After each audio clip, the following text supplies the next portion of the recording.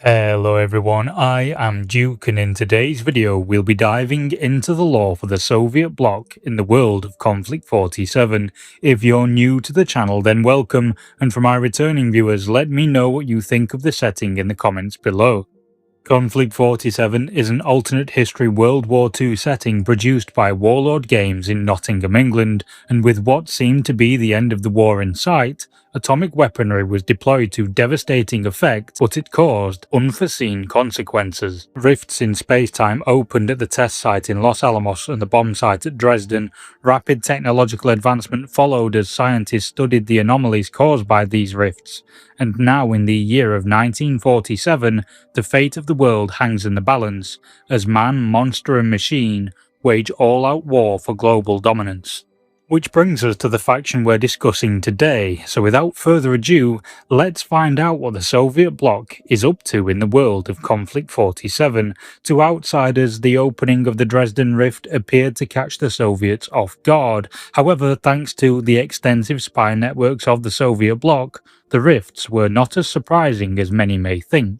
Across the world there are many people sympathetic to the communist cause, and some of them occupy privileged positions. These intelligence assets are incredibly useful to the Soviets, keeping them well informed of the supposed secrets of other nations long before they become public knowledge, if they ever do. When the Soviets first learned of the Manhattan Project being conducted in the United States, they began working on secretive projects of their own, but to many in the Soviet bloc, their Western allies had effectively handed the Germans one of the greatest gifts they could have ever received. Because while it is true that the bombing of Dresden destroyed the Germans' atomic weapon factories, it also tore open the fabric of the universe, giving the Germans a rift of their own. Tensions frayed between the Soviet bloc and their allies when this rift gave the Germans access to rapid technological advancement. The Red Army was the first to suffer the consequences of the resurgent Axis, and this was a crippling blow to the Soviets. But it is when their allies refused to share rift technology, and then the President of the United States declared the nation chosen by God to fight fascists and communists, that the Soviets finally broke ties, declaring the US an enemy of the state on May 1st, 1944.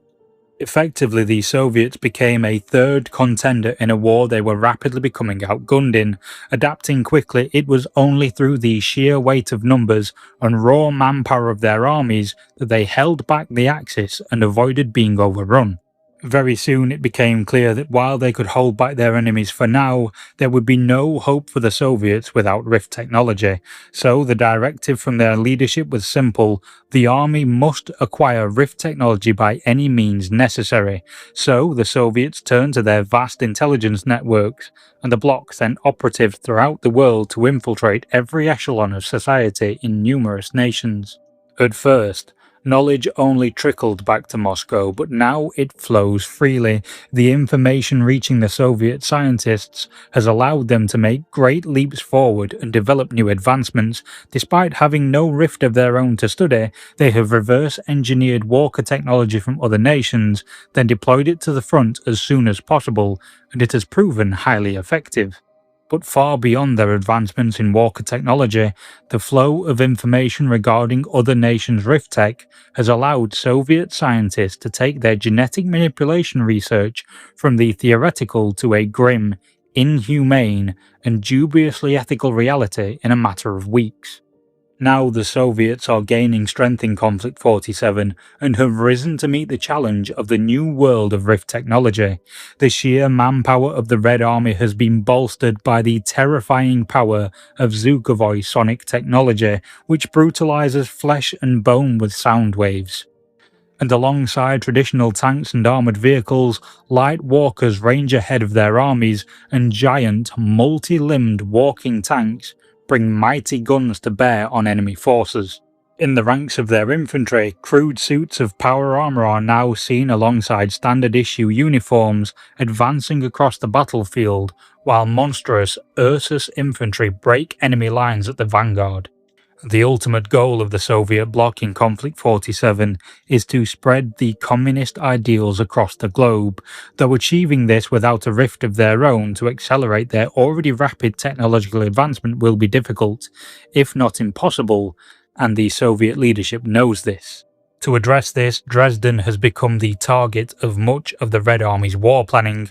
Amid hushed whispers of state-sponsored mind control, every aspect of the Soviet war engine is focused on the end goal of capturing the Dresden Rift.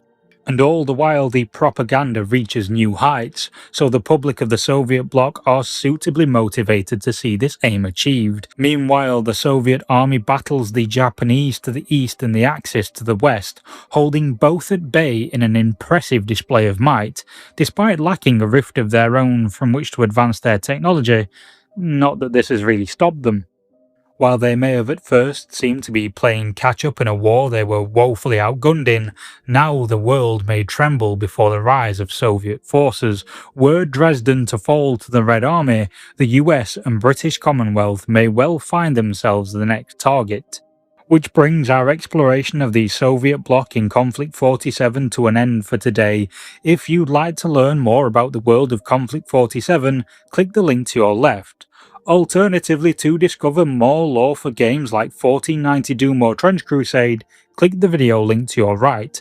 For discounts on your hobby supplies, check out my affiliate links in the video description, and thank you for watching. I'll see you all soon.